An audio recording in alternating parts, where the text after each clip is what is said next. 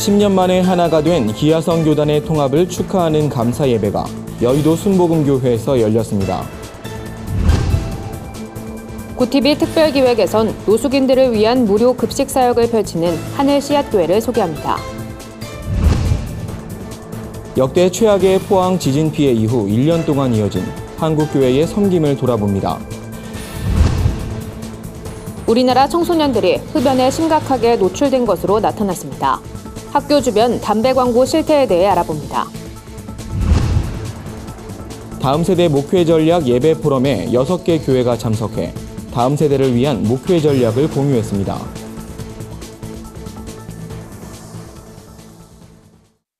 여러분 안녕하십니까? 구TV 위클리 뉴스입니다. 한 주간의 뉴스를 종합해드립니다. 지난주 기독교 대한 하나님의 성회가 10년 만에 역사적인 통합을 이뤘습니다. 기아성 교단의 통합과 이영훈 대표 총회장 취임을 축하하는 감사 예배가 드려졌는데요. 현장에 윤하미 기자가 다녀왔습니다. 기아성 여의도 총회와 서대문 총회가 지난 20일 통합총회를 갖고 하나됨을 선포했습니다. 교단 목회자들과 성도들은 28일 통합 감사 예배를 드리며 갈등과 분열을 치유하고 대통합 정신으로 도약할 것을 재차 다짐했습니다. 기아성 대표 총회장으로 취임한 이영훈 목사는 기아성 교단이 시대적 요청에 따라 하나됨으로 한국교회 연합과 소외계층 섬기는 일에 최선을 다하겠다고 밝혔습니다. 이유와 조건 없이 하나됨을 이루어 한국교회 대통합과 통일의 역사에 조금이나마 아름다운 흔적을 남기기 원합니다.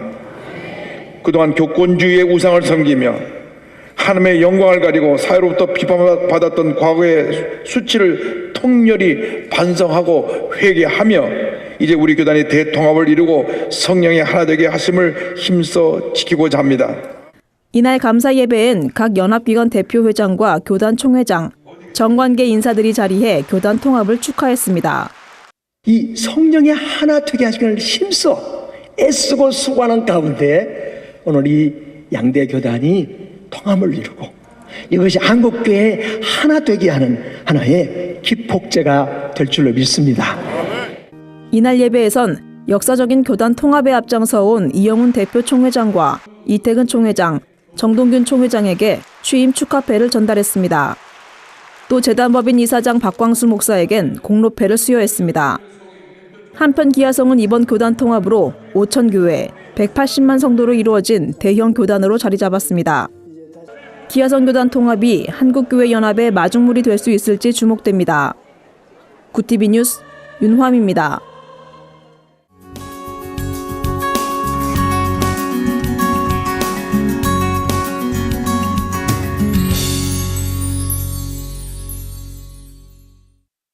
전국 각지에 흩어진 한국교회의 선한 모습을 발굴하는 민들레 홀씨하나 세상을 밝히다 구TV 특별기획 순서입니다. 비닐하우스에서 예배를 드리며 노숙인들을 섬기는 교회가 있습니다. 바로 충남 천안에 위치한 하늘씨앗교회인데요. 물심양면으로 노숙인을 섬기는 하늘씨앗교회의 사역을 한혜인 기자가 취재했습니다. 하늘씨앗교회 김경애 목사는 2011년부터 노숙인을 위한 무료 급식 사역을 펼치고 있습니다.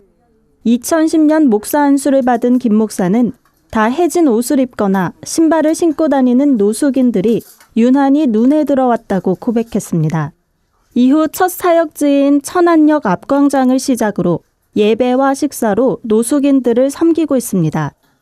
비록 세상에서는 소망이 없고 그리고 또 버림받고 가족도 찾지 않는 차라리 안 만났으면 좋겠다 하는 그러한 사람들이지만 이곳 하늘씨앗 교회에서는 하늘의 씨앗들이고 이곳에서 우리가 천당을 다 갈 수 있도록 교회는 2017년부터 비닐하우스에서 예배를 드립니다.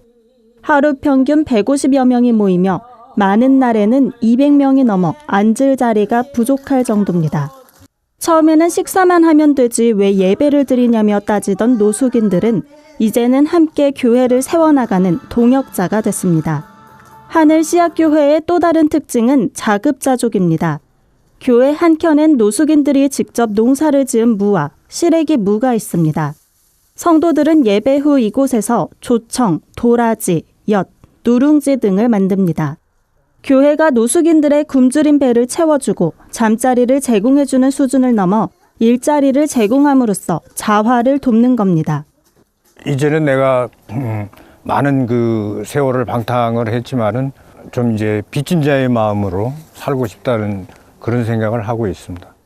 외풍을 겨우 막을 수 있는 비닐하우스. 하지만 김 목사에게 이 예배당은 오병이어 기적의 현장이자 기도로 얻은 간증의 땅입니다. 하늘 씨앗교회의 비전은 한자리에 오래 머물러 있어 언제든 찾아올 수 있는 교회가 되는 것입니다. 예배당이 계속 옮겨지면 사람들이 오랜만에 교회에 오고 싶어도 교회를 찾기가 어렵기 때문입니다. 김 목사 부부의 기도로 세워진 이곳 비닐하우스 예배당은 먹을 것, 입을 것, 잠잘 곳이 없는 사람들이 언제든 찾을 수 있는 마음의 고향이 됐습니다. 구티비 뉴스 한혜인입니다. 지난해 포항 지진 피해가 일어난 직후 한국교회는 가장 먼저 나서 피해 주민들을 도왔습니다. 1년간 피해를 복구하는 과정에서도 여러 방법으로 섬김의 모습을 보여왔는데요. 한국교회 섬김의 아름다운 사례들을 모아봤습니다. 홍희연 앵커가 전해드립니다. 지진 피해 지역 한가운데 위치한 기쁨의 교회. 교회는 지진 피해가 일어난 직후 가장 먼저 피해 주민들을 도운 교회로 유명세를 탔습니다. 교회 체육관을 즉시 개방해 대피를 돕고 피해 지역을 찾아가 봉사활동을 펼치는 등 여러 방법으로 섬김을 실천했습니다. 한순간에 삶의 터전을 잃어버리신 어르신 분들과 함께 공감하는 시간을 보내다 보니까 조금 더 마음이 따뜻해지고. 기쁨의 교회는 이후에도 지진 피해 주민들을 위로하는 일에 힘써왔습니다.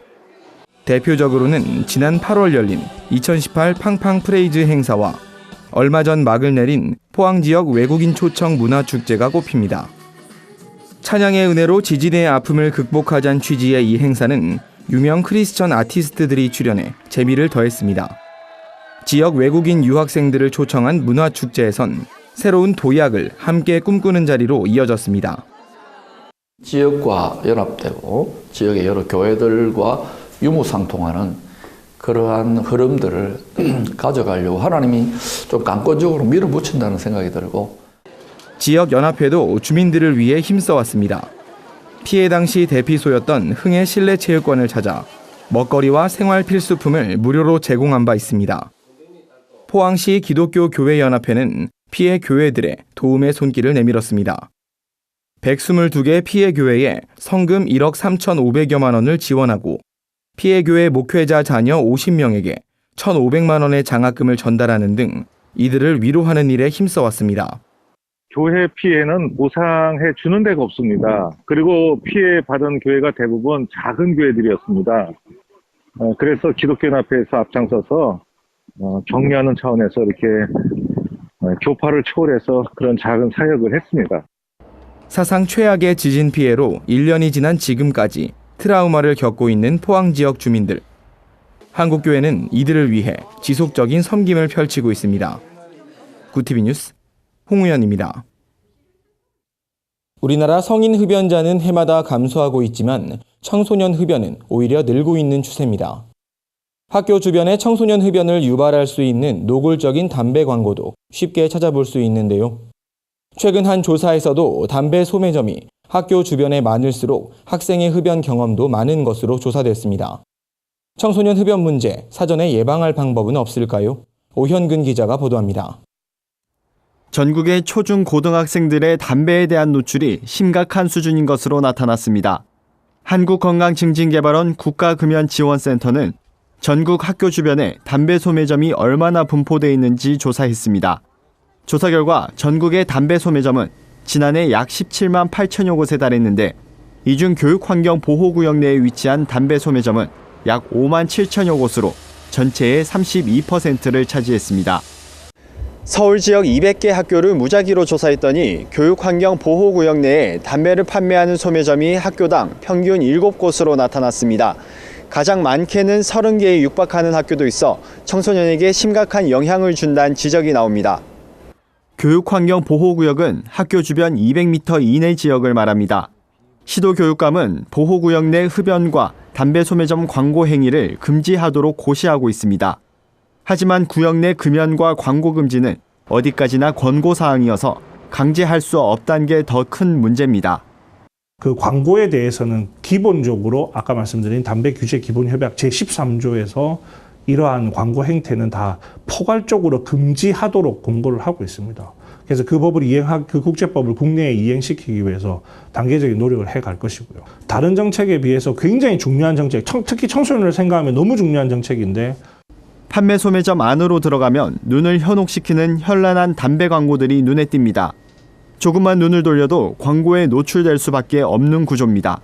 센터가 소매점 내 광고 개수를 조사한 결과 평균적으로 2016년엔 20개, 2017년에 25개, 올해는 33개로 급증했습니다.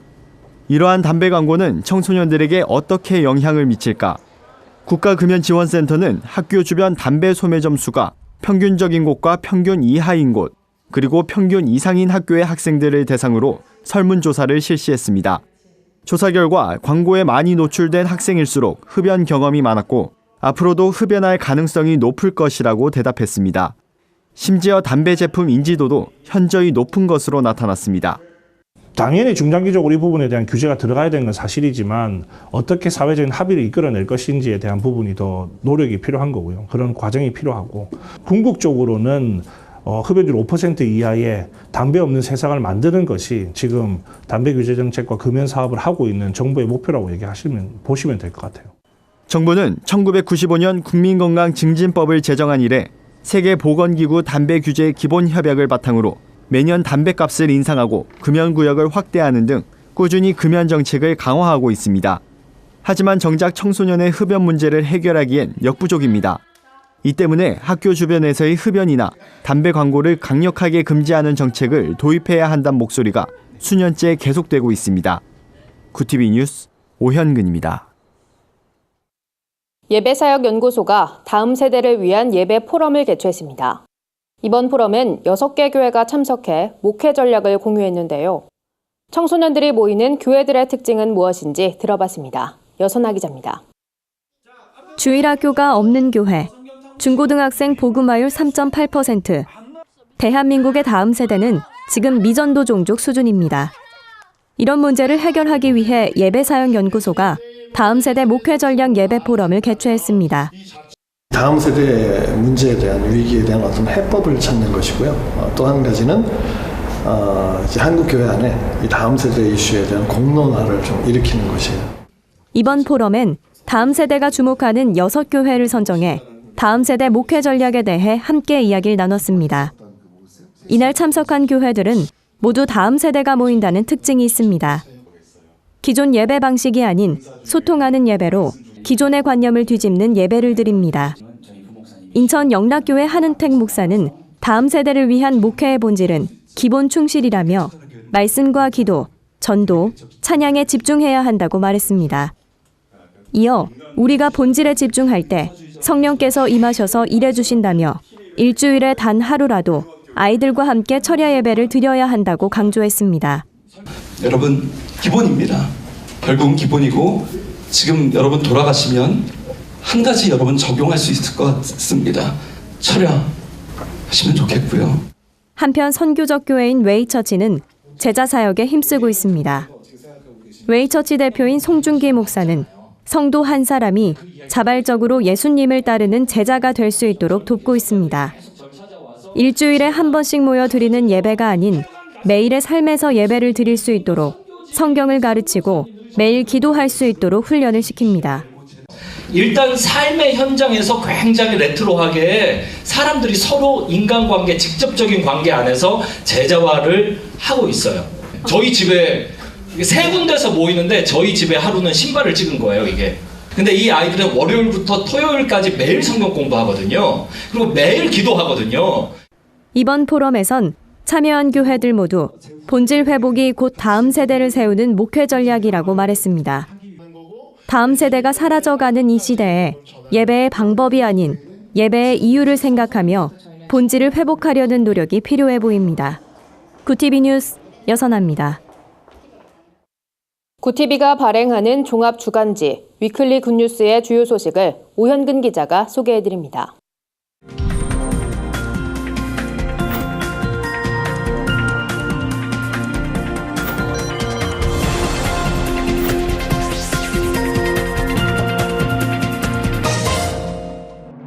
이번 주 주요 뉴스 브리핑입니다. KT 아현지사 통신고 화재로 대한민국 안전불감증이 또다시 도마 위에 올랐습니다. 국가기관망뿐만 아니라 일상의 공간까지 안전을 보장할 수 없는 현실에 국민들의 분노가 커지고 있습니다. 소년법을 둘러싼 논란이 재점화되고 있습니다. 끊이지 않는 청소년 강력범죄에 처벌을 강화해야 한다는 목소리가 높습니다. 소년법 논란의 쟁점을 짚어봅니다. 미세먼지의 공습이 심각한 수준입니다. 중국발 스모그에 황사까지 겹치면서 올겨울 상당한 피해가 예상되는데요. 한반도 미세먼지 농도가 위험 수위에 달했다는 조사 결과가 나왔습니다. 몽골 교회가 다음 세대를 양육할 전문 사역자가 없어 어려움을 겪고 있습니다. 14년째 몽골에서 사역하고 있는 정광윤 선교사를 만나 자세한 이야기 들어봅니다. 안전 불감증으로 인한 참사가 잇따라 발생하고 있습니다. 고향 저유소 종로 고시원 화재의 충격이체 가시기도 전에 벌어진 이번 사고로 국민들의 분노가 커지고 있습니다. 국가기관망의 허술한 보안 실태를 드러낸 이번 참사는 대한민국의 그 어느 곳도 결코 안전하지 않다는 것을 증명한 셈이 됐는데요. 다시는 이런 재난이 발생하지 않도록 통신시설을 비롯한 각 분야 안전시설 점검이 시급합니다.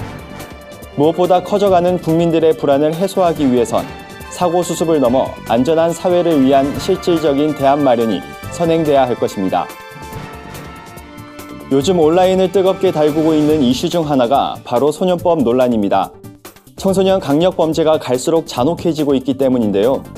실제로 청와대 국민청원 게시판에는 소년법 폐지 또는 개정을 요구하는 글이 폭주하고 있습니다.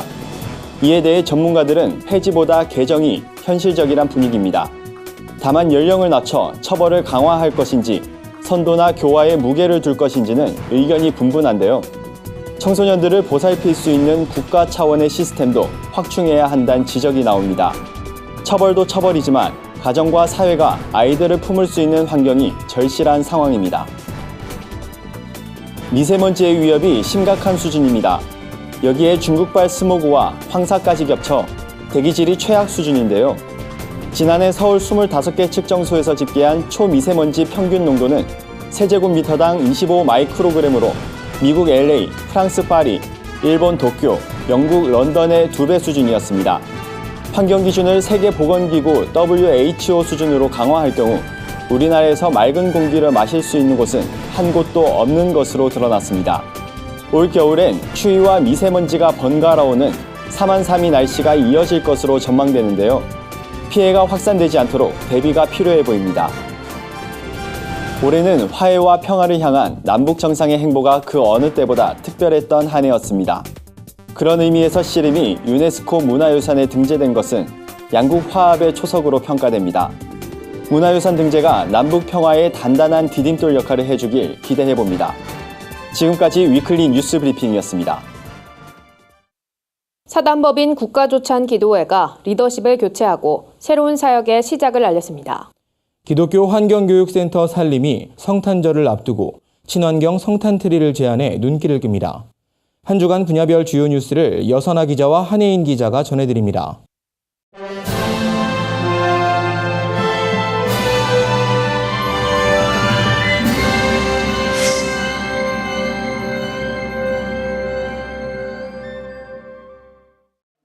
나라와 민족을 위해 기도하는 사단법인 국가조찬기도회가 리더십을 교체하고 새로운 사역의 시작을 알렸습니다. 신임 회장엔 두상달 전 한국기독실업인회 회장이 임명됐습니다. 두상달 신임 회장은 하나님께서 맡기신 일이라고 생각하고 사명을 감당할 것이라며 국가조찬기도회는 이제 복음 통일의 초석을 다지며 기도로 헌신하는 일을 해나가겠다고 취임사를 전했습니다. 지난 2년간 기도회를 섬겼던 최의승 장로는 수많은 역경 속에서도 하나님께 기도하는 일을 멈추지 않는 국가조찬기도회가 되길 바란다고 권면했습니다. 두상달 신임 회장은 한국기독실업인회 회장을 지낸 인물입니다. 현재는 가정문화원의 이사장으로 가정사역에도 앞장서고 있습니다. 한편 국가조찬기도회는 대통령을 비롯한 위정자와 교계 지도자들이 모여 나라와 민족, 한반도의 통일을 위해 기도하는 단체입니다. 최근 교회 내 성폭력 문제가 다시 도마 위에 오르면서 교회 여성들이 교회 성폭력을 근절하기 위한 방안을 논의하는 자리가 마련됐습니다. 이날 발제를 맡은 감리교 여성지도력개발원 홍보연 원장은 교회 성폭력은 목회자의 권위 또는 종교적 특수성이나 신앙 행위를 빙자한 성적 행위를 의미한다고 말했습니다.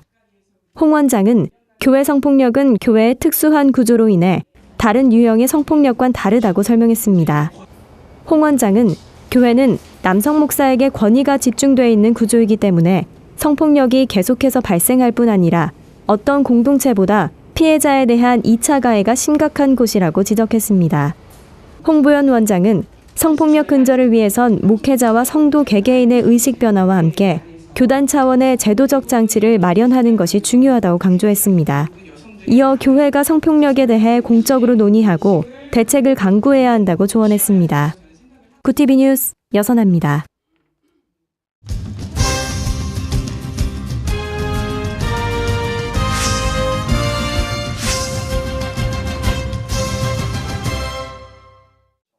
성탄절을 앞두고 기독교 환경교육센터 살림이 친환경 크리스마스 트리를 제안해 눈길을 끕니다. 센터는 성탄절을 앞두고 트리를 위해 베어지는 나무와 트리 장식에 소모되는 전력량은 무시할 수 없다고 설명했습니다. 이어 트리 전구 장식을 LED로 교체하고 핸드폰 충전용 소형 태양광 전지판을 활용해 환경 친화적인 트리를 만들 수 있다고 전했습니다. 또 유해 성분이 든 일회용품이 아닌 솔방울과 같은 자연물로 트리를 장식해보는 것도 좋다고 전했습니다. 센터는 트리 장식용 꼬마 전구를 LED 전구로 교체하면 기존 전구보다 에너지 사용량을 80% 이상 절감할 수 있다며 기후변화 시대를 사는 그리스도인들이 친환경 트리 만들기에 동참해주길 바란다고 전했습니다. 판문점이 처음 만들어질 때부터 최근 남북 정상회담까지의 주요 모습을 담은 사진전이 열려 눈길을 끕니다. 대한민국 역사박물관이 개최한 이번 전시회는 정전, 분단, 평화 세 파트로 구성됐습니다. 판문점은 1951년 개성에서 시작된 휴전 협상이 널물리 가게로 자리를 옮기면서 만들어졌습니다. 판문점은 널물리 가게를 중국 측의 이해를 돕기 위해 한자로 표기한 것입니다. 전시에선 판문점 초기의 모습, 서명 직후 정전협정 문의 공개 장면 등 쉽게 접할 수 없는 모습이 생생한 컬러 사진으로 공개됐습니다. 또 군사분계선을 두고 대치하고 있는 남북 경비병의 모습을 통해 남과 북의 긴장감을 전하기도 합니다. 정주영 명예회장이 보낸 소떼가 군사분계선을 통과하는 모습, 남북 정상이 판문점 중앙에서 마주한 모습 등 공존과 평화를 위해 노력하고 있는 최전선의 현장도 만날 수 있습니다. 박물관은 대립의 공간이면서 대화의 공간일 수밖에 없었던 판문점의 역사를 통해 한반도 평화에 대해 생각해보는 시간이 되길 바란다고 전했습니다. 구티비 뉴스 한혜인입니다. 구티비 글로벌 선교방송단 교회 기자들이 취재한 전국교회 소식 전해드립니다. 전국의 성시화 운동본부 관계자들이 사역 공유를 위한 컨퍼런스를 열었습니다. 이들은 성시화 운동과 공공신학, 마을목회, 이단 대책 등 다양한 주제의 이슈를 논의했습니다. 설교를 전한 황승용 전 호남신대 총장은 이 자리에 모인 지도자들이 거룩성을 회복해야 지역 성시화 운동이 활성화될 것이라고 전했습니다. 서울 명동 생명의숲교회가 사랑의 김장 행사를 펼쳤습니다. 이날 담근 김치는 지역의 독거노인과 노숙인 등 소외 이웃들에게 전달될 예정입니다. 김장 행사는 이틀 동안 이어졌으며 서울 평창동 예능교회 성도들도 함께 참여했습니다. 한 주간 해외 주요 뉴스를 정리해드립니다. 보수적인 가톨릭 국가 칠레에서 14세 이상 국민이 자신의 이름과 성별을 바꿀 수 있도록 하는 법안이 공포됐습니다. 칠레의 성전환법은 시민 등록부상 간단한 절차를 거쳐 출생증명을 수정하는 것을 허용하고 있습니다. 이번 성전환법은 칠레 국회에서 5년간의 정치적 논쟁 끝에 지난 9월 가결됐습니다. 호주의 인기 웨딩 잡지사가 기독교적 신념에 따라 동성 결혼에 대한 기사를 싣지 않아 폐간됐습니다. 지난해 호주 국민투표에서 동성 결혼이 합법화되면서 사람들의 항의가 이어졌기 때문입니다. 잡지사는 동성 결혼을 찬성하는 광고주들이 광고를 게재하지 않아 운영이 어려워졌고 결국 폐간을 결정했습니다. 잡지사의 창간인은 기독교인으로서 신념을 지키며 사랑을 전하기 위해 노력했을 뿐이라고 전했습니다. 유럽 31개국 가운데 8개국만이 동의 없는 성관계를 강간으로 규정한 것으로 나타났습니다. 인권단체 국제 엠네스티의 조사에 따르면 8개국은 영국과 벨기에, 독일, 스웨덴 등입니다. 국제 엠네스티 관계자는 동의 없는 성관계를 강간으로 규정하지 않는 것은 물리적 폭력이 수반될 때만 강간으로 인정된다는 메시지를 준다며 우려했습니다.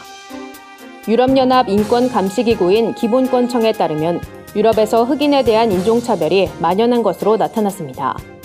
조사에 따르면 흑인 5,800명 중 30%는 최근 5년 내에 한 번 이상 인종차별주의자의 공격을 경험했다고 밝혔습니다. 응답자의 5%는 물리적 폭력을 경험했고 이들 중 10%는 공격을 한 당사자가 경찰 등 법 집행 공무원이었다고 전했습니다. 이 밖에도 주거와 교육, 취업 등에서도 차별을 경험했다고 밝혔습니다. 이상으로 뉴스를 마칩니다. 굿TV 위클리 뉴스는 인터넷 신문 데일리 굿뉴스를 통해서도 보실 수 있습니다. 시청해주신 여러분 고맙습니다.